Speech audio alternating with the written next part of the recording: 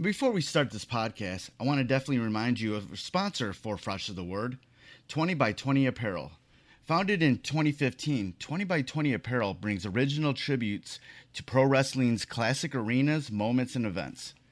They look to spotlight the bloopers, bleeps, and body slams along with the biggest, smallest, strangest, and strongest. In the world of wrestling where there's hundreds of shirts, promotions, flyers, social media accounts, and ads, don't get lost in the sea of parody shirts and display fonts. They can provide professional graphic design services at a reasonable price. 20 by 20 also hand screen prints all the tees in-house. So if you'd like to discuss a possible run of tees, posters, koozies, foam fingers, or even Zubaz, then drop them a line at 20by20apparel.com. That's the number 20x, the number 20apparel.com. And also check out their enamel pin line. It's super cool. Fresh is the word. I'm Jim Duggan, got long wood for plenty, boy. I keep it fresher than fresh, but you already know. You suckers bummy, I'm money, I got a ton of flows. My weed loud like a motherfucker on the road. It's shit like you ballin' on a budget though. We see your kicks and we laugh and yellin' what are those. You see me shining like a suit on puffy. You know my condition, I was too strong, buddy. That's why the dude call money. I be stuntin' like it's nothing at all. Cause it's nothing to me, it's probably something to y'all. Trying to smoke like me, then come with the dog. Got a closet full of kicks, you can't cop it tomorrow. And I'm fresher than the freshest, you can tell it's in my essence. It's either way I'm rapping, yes I this shit until I'm running out of breath. Or tell somebody cut a check, but either way you know it's fresh. And either way you know it's fresh. Fresh, we fresh. Fresh, fresh, fresh, fresh. Women like we fresh. Fresh, fresh, man, like me, we so fresh. Welcome to the Fresh of the Word podcast. I'm your host, Kelly K. Fresh Frazier. And like always, we have a great guest for you. We have Ruthy Froch. She plays Hodel in the national tour of Fiddle on the Roof. And she also she's a creator and star of the YouTube series Immature. How you doing today? I'm good. How are you? I'm doing all right. It's been, I was actually just watching Immature just before, we started to talk now, and it's a very cool series. It's about, four broke millennials living in, New York, struggling to figure themselves out, sort of, let's talk about that first. Where did you come up with the idea to do this? Well, I have always been a producer, which just sounds kind of weird, but even in like high school, we did, student works, and I was always kind of the one who took charge and helped other people to either create what they wanted or to bring people together or to raise money, etc. And so, at a very young age, I started to create things with other people and really love being a leader. And I got a producing minor in college, and I even, started a theater company that was a part of a theater company that I used to go to as a kid. And we created like a alumni program where alumni could come back and do shows where they grew up doing theater. And so once I graduated college, I was, hitting the pavement and auditioning a lot, and I just felt like there was more that I wanted to do, and I was at work. I worked at a coffee shop cafe in New York, and I was talking to one of my coworkers, and she was like, "Oh my God, I want to create something too." So we just started to, make storyboards, but they were more like lists. But we just started to go out once or twice a week, and we'd sit with our computers and research shows that we liked, why we liked them. And then we came up with this idea and started to put it into action. And it's crazy because things take so much longer than you ever would expect. So we started this journey in 2017, I think, and it's finally being shared, which is awesome. Right. How many of the little nuances on the show are things that you actually witness? Because I was just watching the episode that was about you, episode 4, and it ends where you're in a coffee shop and they quit serving coffee at a certain point and didn't have any more iced tea, and I was like, what the fuck? So, I mean, firsthand experience. But, when you're closing, right, and you, like, cleaning the coffee machines and the iced coffee and the tea, like, all the things that they hold, that use, like, the containers, I guess, Yeah. you have to clean them every night. So you have to, like, dump it into one container and clean another, and it's, like, a whole long process. So if it's a slow night and nobody's in there, you're going to start like, quote unquote, cleaning early. Yeah. And your worst nightmare is somebody comes in and is like, can I have that? And you're like, I just cleaned it. There's nothing left. So, it happens. I think it's probably rarer than normal to like have no coffee in a coffee shop, but it just that fit into what the sort of day that you're having, so it was like a perfect little nuance. Exactly, yeah. Of course, I'm going to go into a coffee shop and they're not going to have any coffee left. Yeah, I feel like everybody has those days, no matter like if you're in New York or in another place where you're like, you just can't win, and then like something strange where you're like, that should have been a win for me. And you're like, great, okay, I'm going to go home now. Right. And another part of the show that I found interesting is that for the other character, she worked on the Hillary campaign, and Hillary's loss kind of coincided with all of her losses in life, and is almost like having, you kind of put into where her losing and then having Donald Trump win kind of paralleled like the story that you're having in this show. Yeah. I think that was something that really resonated with her. Not that she necessarily worked on the campaign, but I think that it's like these big life events that happen also coincide with world events. And I think that either makes it easier to deal with certain things or makes it more difficult. I think we're all universally connected. So I think that was something that, each character kind of got to be created by the people that were playing them or the ideas that we had. It was like I'm a very collaborative person. And I really enjoy like bringing people together, which is actually something that makes being on tour so special. But I think that, we had such a collaborative experience that so many people, were like, oh, this would be really funny, or like, I like this for this person. And it ended up working out really well, I think. Yep. How did you go about kind of, balancing things that can be funny with bringing in like serious matters during this show? I think it always stems from telling the truth. You know what I mean?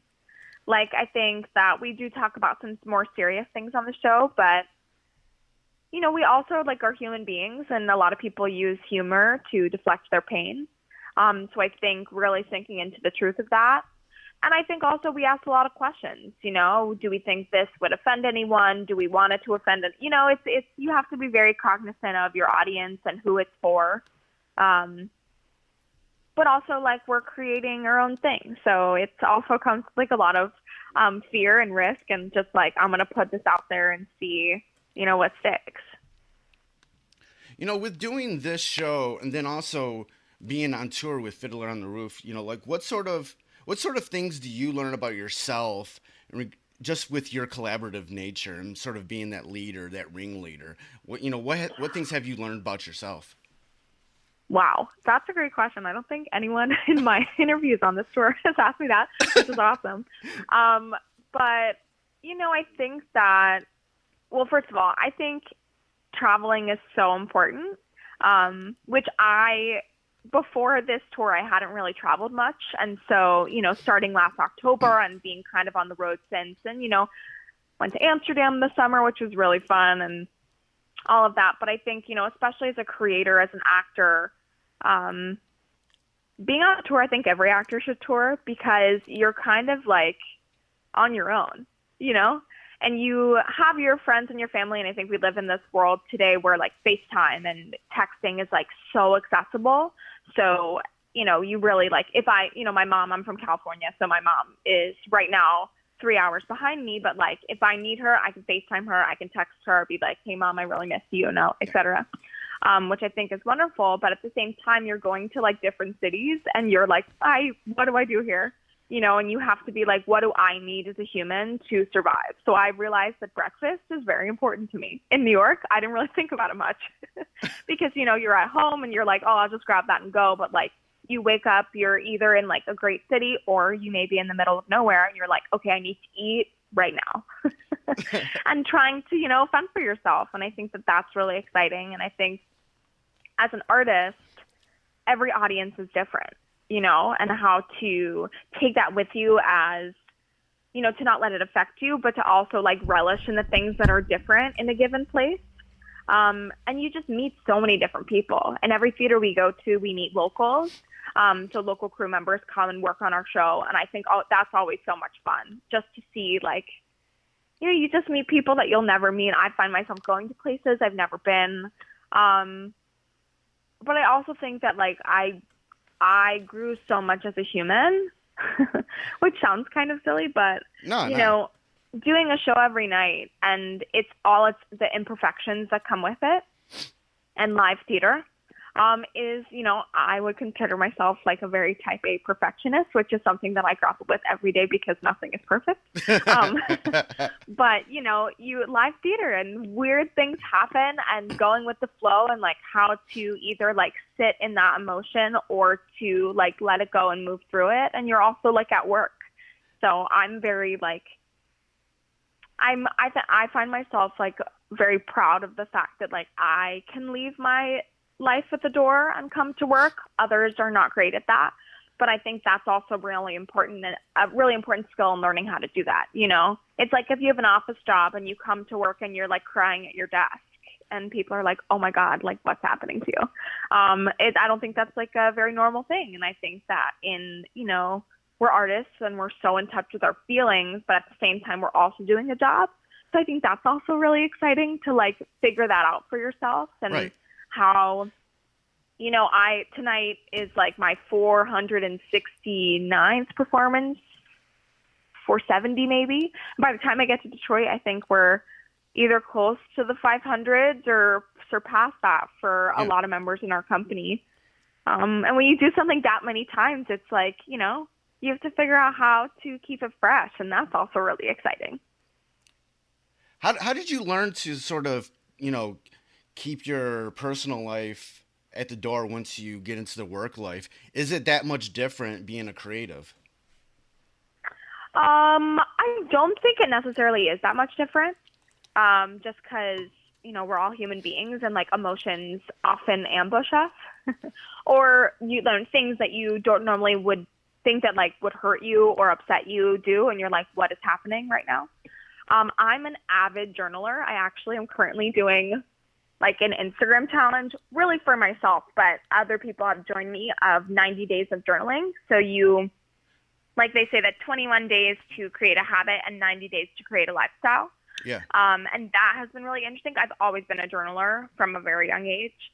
But I think like the constant act of like forcing myself to like write something down, whether it's like totally rambling or sometimes like things that I didn't even really think about end up coming out. And that's like a quiet way, especially like I find if I am feeling overwhelmed at work or on tour, we're with the same people every day. So it's, you know, it's a lot of people all the time. And like, I'm an introvert, so, which is funny because I'm a performer, but you know, sometimes it's very overwhelming. And I find that like sitting with a journal or even like music and like taking a moment, to like sit in that and to figure out, you know, your next step. And sometimes things are hard to let go and, you know, you keep to yourself and you do your show. And I'm lucky that like, I love this show. Yeah. So that always overpowers anything else that's happening. Yeah, your Instagram is very, it's great. It's very beautiful looking. You take very, very beautiful pictures of of where you're at, pictures of you with wherever you're at, and that's whenever I get a list of people that I can interview for, each of these musicals that come to town. That's one of the things I look for is like, yo, what can I talk to them about? What's their Instagram look like? Is there things that I can? And that was one of the things that really stuck out with you about that. It was like, okay, she like curates her Instagram really well, and you can kind of go with her journey on this tour with her and with other things that she's doing. So yeah, I like what you do in regards to that. Thank you. That's a big compliment. If you scroll down, you'll see where I figured it out. Right. Yeah, I mean, it's fun because like I think that especially being on tour, social media really like connects everyone. It's such an easy way to like either catch up with people or like you see someone's photo and you're like, oh, I haven't talked to them in so long. Like, let me message them, let me call them. But I really, I don't know if I'm ever going to be on tour again. And seeing, we've been to, I think, 57 cities now. For those of us who started with the first year of the tour and are continuing on the second. And these theaters are so historical and so beautiful, and like the total like theater geek in me like comes out there. But I wanted a way to like remember it, in a way that like that I can see and that other people can share too. So, as somebody who, like you said before, you didn't really travel much, and then you started going on tour with Fiddler on the Roof. You've been able to see all these great cities. As somebody, as just yourself, and even somebody as as a Jewish woman, like what are some of the things that you really kind of sticks out on just learning about yourself, and then what are some of the things you've just learned about the world? Oh wow. I think that, I have always been very independent, but I think being on tour forces you to be like a different kind of independent.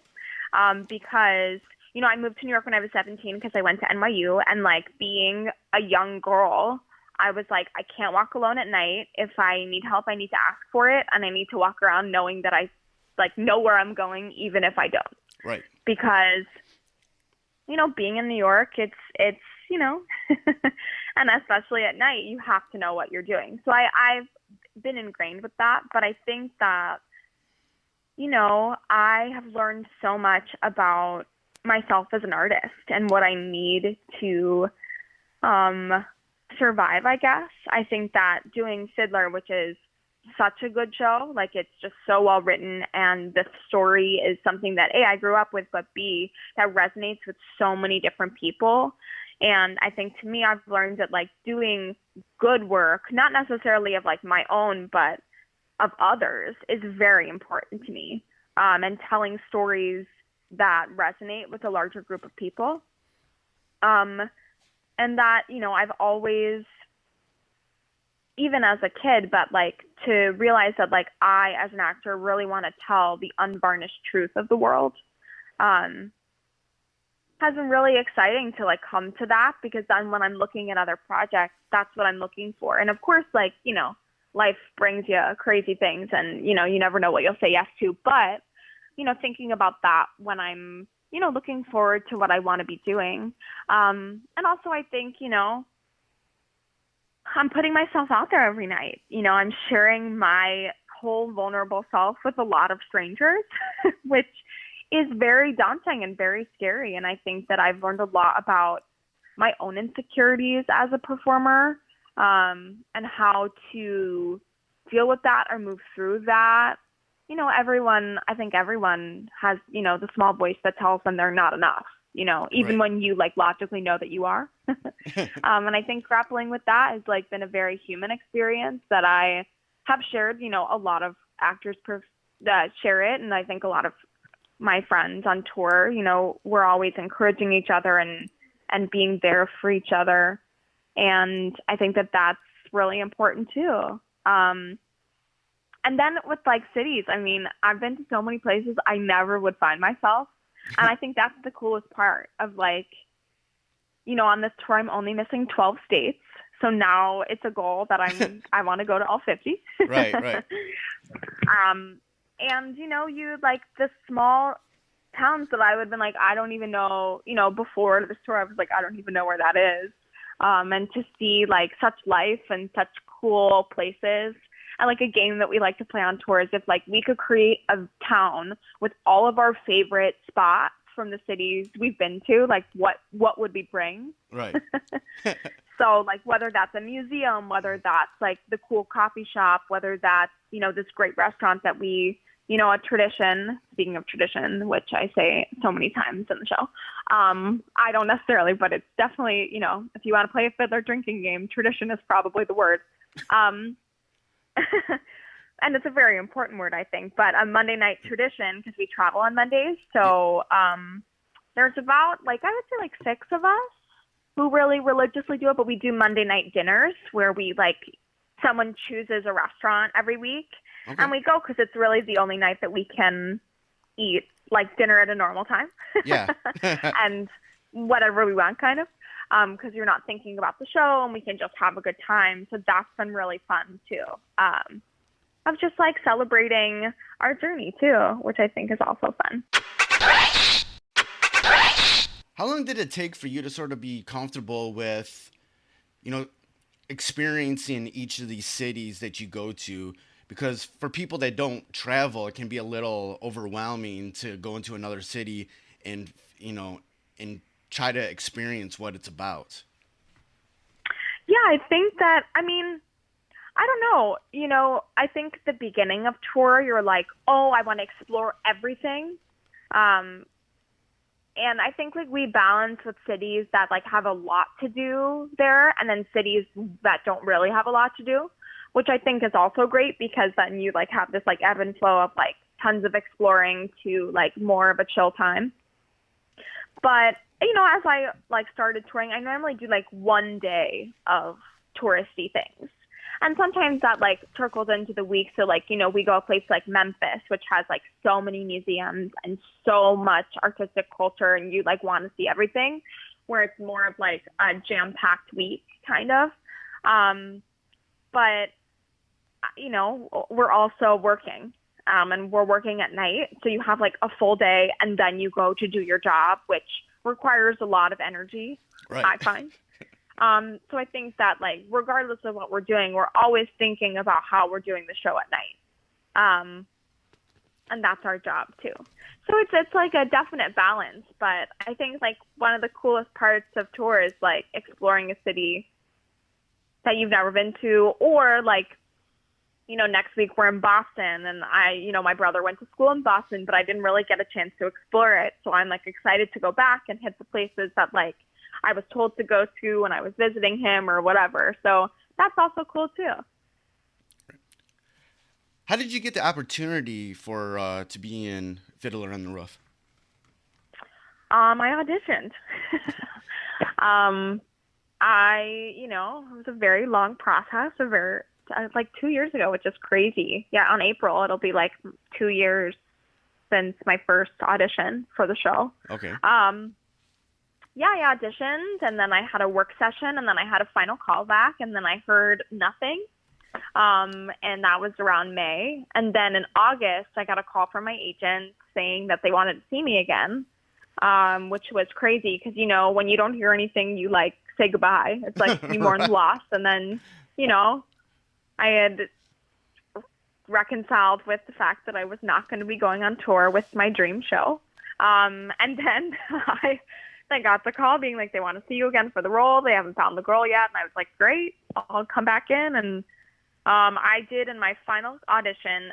So Hodel does the train scene, which is her goodbye, spoiler, for those who haven't seen Fiddler, to Tevye. And it's my solo song in the show, and it's a very emotional scene. And I think the most well-written scenes in all of musical theater, and I'm not biased. I think a lot of people feel that way about the train scene, but I did that scene, which is probably 5 minutes in length in its entirety, but I did it 5 times in a row. which was, it's funny because you're in the audition room and then they want to tape you for people that can't be there. And then someone came in at the end of my last one and they want them to see it. It's like you never know what's happening. But I left that, and then a week later, I'm teaching artists, and I was teaching my musical theater boot camp, which is a really good time. Okay. And it's really funny how small the world is, but the girl who I was teaching the class with is now actually on this tour. She joined us the second year, but my agent was calling me, and I was like, can you just stay here, please?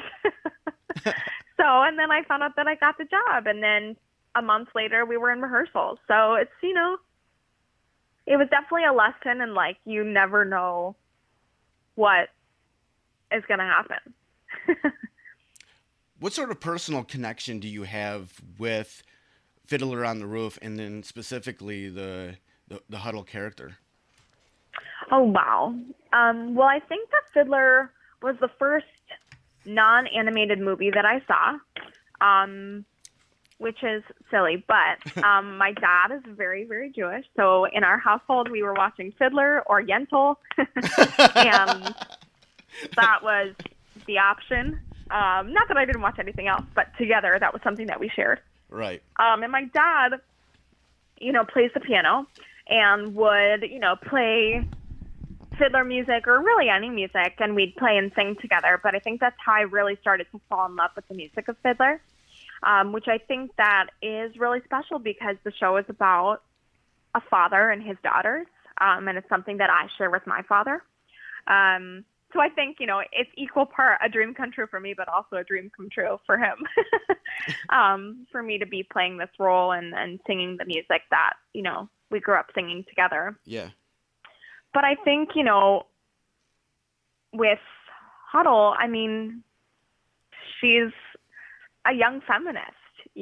She is really trying to figure out how to find her home, home in the, where do I belong, in a very small community. And she's witty and outspoken and very intelligent and very strong, which I think was a little, odd for women at the time of 1905 in Russia.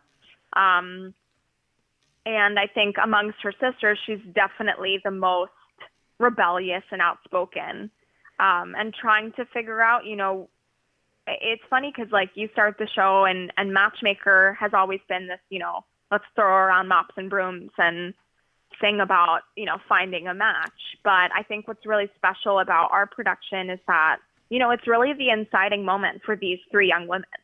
They're realizing that arranged marriage, which is something that I think is not necessarily common anymore. So it's exciting to share with audiences. But that you might get stuck with someone that you don't want to be with for the rest of your life. Yeah. And I think that really springs these girls into action of how am I going to create my own life while also honoring the tradition that I love and that I know. And I think that resonates with a lot of people. And I think for me, you watch Fiddle and then Hodel and then Chava stand up for themselves. And I think that, act of standing up for myself on stage every night and saying, this is what I want, has helped me to do that in my life. You do something enough times and it's like a part of yourself, which I think that's awesome, and great. And I think really important for young people and young women to see. I also think, it's a story about refugees, and something that was, really hammered on us in rehearsal is that a refugee is forced out, an immigrant chooses to. And I think that that's really important because unfortunately, history does repeat itself. And I think, when production was being created on Broadway, the Syrian refugee crisis was very prominent. Yeah. And I think there's always something in our world that is also connected to Fiddler, which I think is crazy because it's such a timeless show. It was created in 1964, and actually the pre-Broadway tryout was at the Fisher. So that's also super cool. I think that we're all, we, on this leg of the tour, we hit both DC, which was the second pre-Broadway tryout for the original production, and the Fisher. So I think that that's so exciting. Nice. What,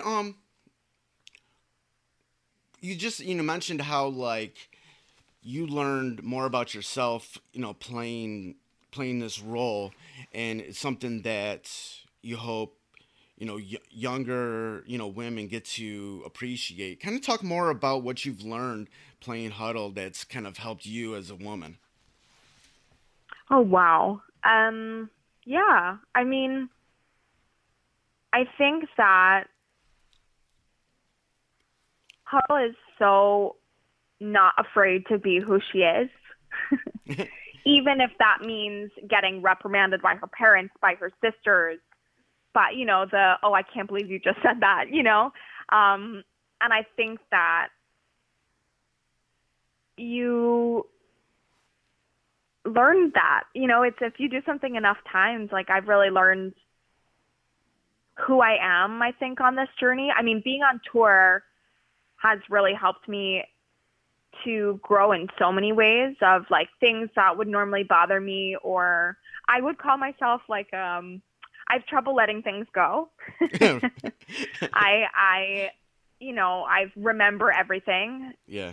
I have a very good memory. So the words people say, the things people do, I never forget, even things that happened to me as a kid, Yeah. And I think that, doing something enough times on stage of like Huddle has this amazing quality of like letting things like roll off her shoulders, especially the tiny things. And of course, like Far From the Home I Love is something that is not a brush off, and it's something that's very deep. And to be able to sink into that and like allow myself to do that every night. So I think like the total reverse of like being able to let things go, but also acknowledging like the beautiful things that you can sit in and explore. And I think, I don't have sisters and I have now so many sisters from doing this show. But a camaraderie around women and around, I think that being on tour and doing the show every night is like such a feat because we're traveling, we're in different environments, we're in different theaters, we're staying in different places. And I think that we have such like a supportive bunch of people. And I think also like acknowledging that, that if you're really nervous or something's going on, to turn to your neighbor and be like, hey, this is what's going on. And often they're like, me too. So you're like, great, we're going to do this together. And I think that's also like such a beautiful thing to be able to share of like, we're all going through our own human experiences, and like being vulnerable on stage every night is like very, I think it's a huge risk. I think artists don't acknowledge that enough, of like opening your whole heart to strangers is like a very big thing. Mm. And it requires a lot of energy, and it requires a lot of transparency. And that's very difficult. And to like celebrate that, like we get to do that every night is awesome too. How did your family react about getting this role? Oh my, everybody cried. I also think, it's such a journey of like acting is such, you just never know. And like feeling like, the opportunity was lost on me. And, my parents like went through that with me. I was very sad that I wasn't going to be able to do it just because I felt like it was so perfect for me where I am in my life and this role and the team and all of that. So when I didn't hear anything, I was like, well, okay. So then I think getting it only made it that much sweeter. My mom was like, I knew it. You were so sure it was not you. And look, it's you, it's, and I think, I got to perform last year at the Hollywood Pantages, which is where I grew up seeing shows. And I think that was like, for my family, like the craziest thing. Like you said, as a Jewish woman coming from what you said, like a very Jewish household, like, are there any sort of stories that you still wish would be told in regards from like the Jewish perspective, whether it's something specific or something that's just ingrained into society that you'd like to see more? Well, I think that, today faith is something that, people either have very strong opinions of or shy away from completely.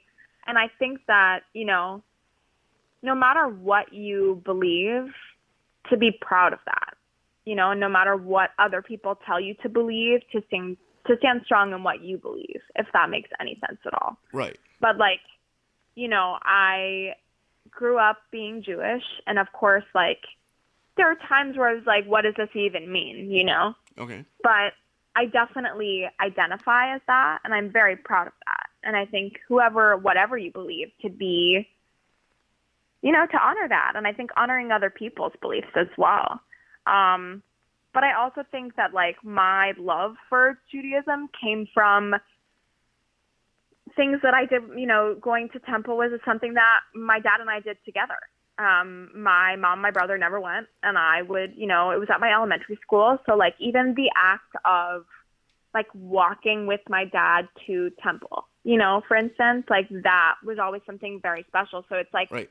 For me today, going to services without my dad is very difficult because it was something that, like, I exclusively did with him. So, like, even as I got older, high holidays or whatever, when I wasn't going as consistently, I would still, we'd light the candles together, or, Hanukkah, like, I know all the prayers very well, and that was something that we did together. So I think also bringing people together and being able to celebrate that. I mean, we've had on tour so many, like, parties to celebrate different Jewish holidays, which I think is always fun, especially, like, in, like, my adult life, to, like, host a party of, like, a holiday that I love.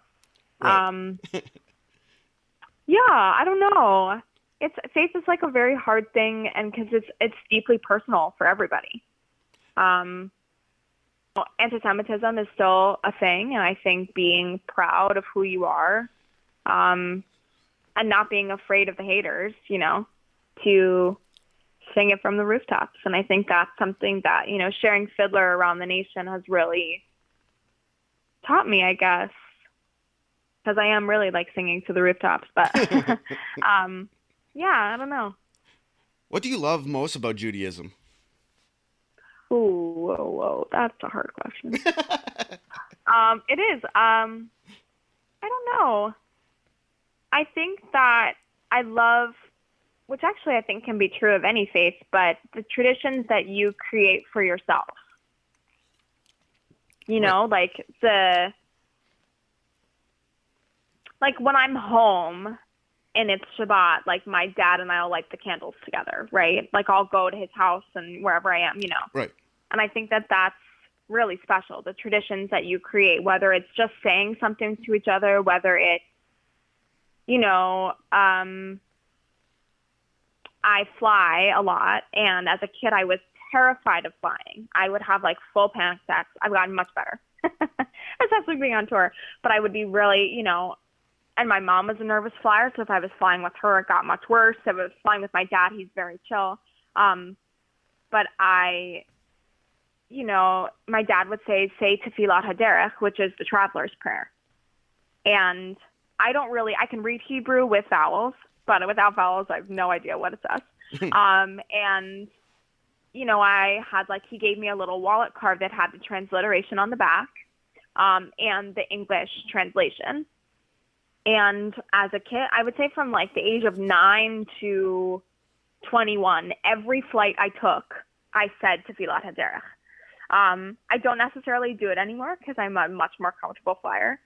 But my dad, no matter what plane I'm on, my dad always says, like, oh, are you about to take off? Like, say Tefillat HaDerech, which I think is, for someone who, like, doesn't read Hebrew very well and doesn't necessarily, like, know what it means, to know that, like, prayer to myself would protect me on my journey, which may seem silly to many people, but right. It, like, I think the power of prayer, of speaking into action, of, believing in something is very powerful. And, it's like a mantra, or like before Matchmaker, I'll turn to Noah plays Chava and I say, we got this, Right. If I'm nervous, if I'm, it's like something like that, where you, like, the power of speaking something into existence is very, like, palpable and very,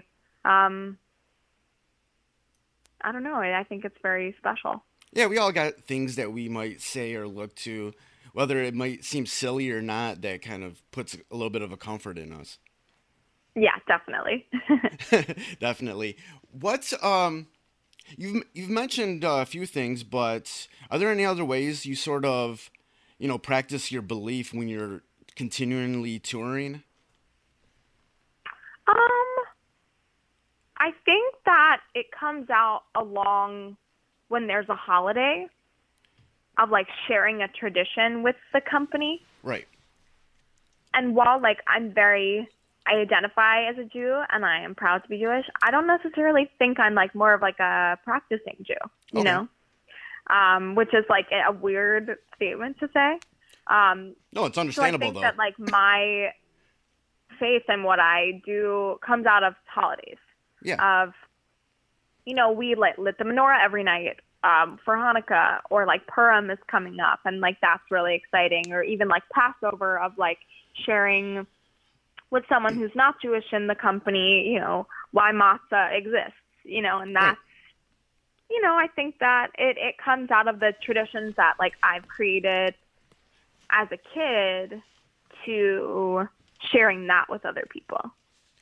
Yeah, how do you and share also, with other I think people? like the outreach is very big. Right. I've gotten to go to a lot of Jewish community centers or talkbacks, and I think that that's also like a way of sharing that.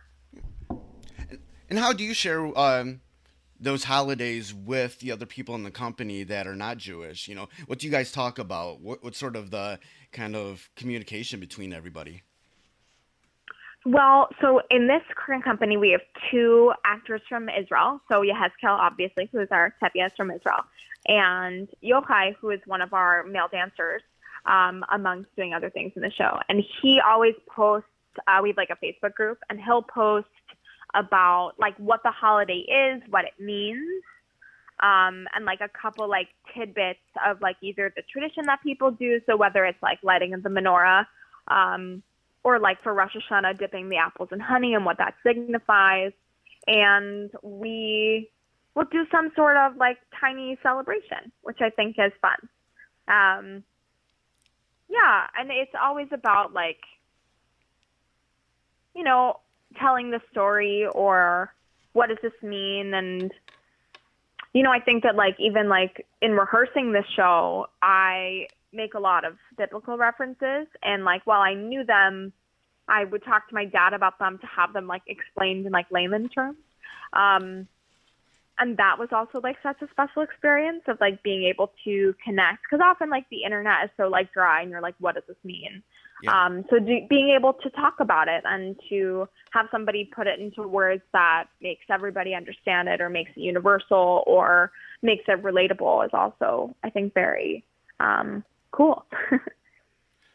Whether it's, with your faith, with Judaism, or with just simply being a part of a production like Fiddler on the Roof, and knowing that you're sort of like a ringleader type, what sort of, what's the importance of community for you, and what do you do to sort of, be a very communal person and bring people together? Ooh. Well, I think that community is very important. And even if you like to be by yourself, you still have your people, Exactly. I'm that and person. I think being on tour, we are telling a story about a small community, and we in and of ourselves are a small community. And I think that only lends, truth to what we're doing, which I think is very exciting. But I also, like bringing people together. I think that, saying like, oh, there's this cool thing that I want to do in this city, like doesn't like everyone, let's come together and let's do it together. Or like, I think this would be a very special thing for all of us to do together, etc. But I think that it's also in like camaraderie, of like when you see that a company member is not doing well, or is upset about something, or suffering a loss. I think that we all really do a great job of coming together and being there for each other, on like a smaller scale or a larger scale. I mean, I think that that's also important, whether that's like a small act of kindness, like a card, or getting someone their favorite treat when they, that they're upset, or Right. for birthdays, we decorate each other's stations and like do this whole thing because, we're away from home, and tour birthdays, I think, are really, really important to celebrate because birthdays are hard no matter what, and especially when you're away from home. Yeah. So I always like to, you decorate our makeup stations and make a big deal, and, what do you want to do for your birthday, that whole thing, which I think is like a fun tour tradition. I also think that in a lot of venues we do wall tags, which is like someone paints Fiddler on the Roof and we all sign it. And you can like walk through a theater and see how many people have like signed a wall tag there. Right. And I think that's also a cool way of bringing people together of like, oh, my friend was on this tour 2 years ago, like there's her name, or, there's just so much. Yeah, out like there. you're legit a part of something and a part of this long line of people that have come through all those theaters. Yeah. And like, it's a legit thing, it's not, this is something that's real and people respect it, and there's legacy and there's history. Definitely. What, as we wind things down, when it comes to Fiddler on the Roof, like, and you've kind of touched upon it before, but for, it's a very timely story, definitely with, there's still stories and big tragedies in regards to refugees coming to different countries, all along this, all in the world, even coming to the U.S. What do you hope people get out of watching, the Fiddler on the Roof, even if they've never seen it before, and especially for the younger viewers coming to see it? What do you hope they get out of it? I think, there's like the small scale of like, you watch three women stand up for themselves. You watch, family and love and people connecting with each other, and a community that fights for each other and is present for each other, which I think is super important. But I think, acceptance and tolerance are also two words that come to mind of, the metaphor of a fiddler on the roof, of like that shaky balance between what you know and what you don't know. And the constant battle that Teddy is facing is the balance of like, how do I honor this tradition while the world around me is changing? And I think that resonates on a deep level to many people. And I think like, how do I accept what I know while also accepting the things that are changing around me? Accepting other people, accepting who you are, I think are all things that I hope people get out of the show. Or, I feel like, knowing that like this did happen to people, while it is like a show that is written, it is based on, things that happened before. I think the common misconception is they think Fiddler on the Roof was the Holocaust, which it's not. It's way before the Holocaust. And that, things were happening way before this big event that we all learned about in school. Right. And I think that that's also very, very important, of like, this happened in 1905 and it's still happening in 2020. And I think that that's when you like think about that too. It's like, if I can do my small part in this world of accepting, of asking the questions that I need to ask to make myself understand why things are the way that they are, so that I can support my friends, etc. I think that the more that people do that, the more acceptance will be a common theme in our day-to-day lives. Definitely. Oh, Ruthy, it's been great talking with you. Fiddler on the Roof is going to be coming here in Detroit on March 10th through the 15th at the Fisher Theater. I'll definitely be there the opening night to check y'all out. I'm excited to see it. Where can people go online to get more information about what you're doing? Just go ahead and plug anything. Yeah, well, if you want more about me, you can go to my website, which is ruthyfroch.com. So that's RUTHY, S as in Frank, ROCH.com. But I think the best way to keep up with me is through Instagram, and my handle is at It's Ruthy Froch. So it's, and then my name. And also on Twitter. But I would say Instagram is probably the best way to really keep up with me. Hey, yo, thank you for listening to this episode of Fresh is the Word, hosted and produced by myself, Kelly K. Fresh Frazier, empowered by Anchor at anchor.fm/Fresh is the Word. Intro theme music by Foulmouth, Shimmy Bango, and Knox Money. Fresh is the Word is available on all major streaming platforms. Please rate and review on Apple Podcasts and Stitcher. If you want to support Fresh is the Word, please consider pledging via Patreon at patreon.com/Fresh is the Word. Follow Fresh is the Word on social media on Twitter at Fresh is the Pod, on Instagram at Fresh is the Word Podcast, and join the Facebook group at facebook.com/groups/Fresh is the Word. For more information about Fresh is the Word and our other podcasts, Breaking Records and Renaissance Soul, and a collection of pop culture articles and reviews, please visit freshesthepodcast.com. Thank you for listening and your support. Goodbye and good night. Fresh is the word.